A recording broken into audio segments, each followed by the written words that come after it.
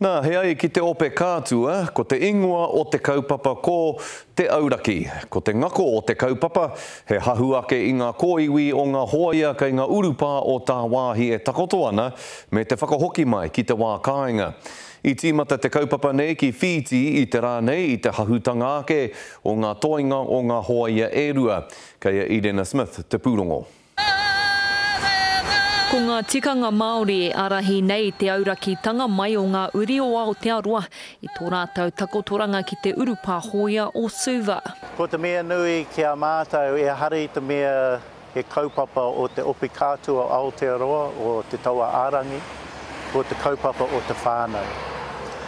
He whānau Pākehā a raua, engari kei konei te kaupapa ki a mātou. Kia noho i te hūmāri e tanga, kia tukua te mana ki ngā whānau i te wā, ka tai atu i rāua ki Aotearoa. He hoia e nei o te ope tauārangi, ko rāua e tahi o te 37 hoia o mua, me o rātou whānau ka whakahokia mai i tēnei tau.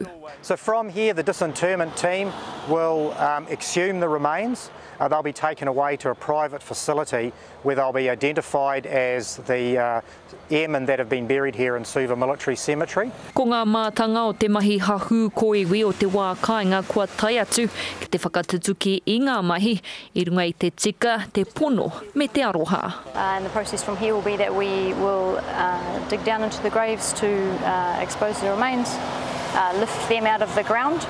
The ground will be blessed before we do that. Once they're exposed, we'll lift them out of the ground and then we'll spend some time just with a little bit of analysis of those remains. Mai I Fiji, ka whakawhiti atu te tira nei ki pango ki te tiki atu i ngā kōiwi a tētahi atu hoia, I mua I te hokitanga mai ki te wā kāinga a te rawiki.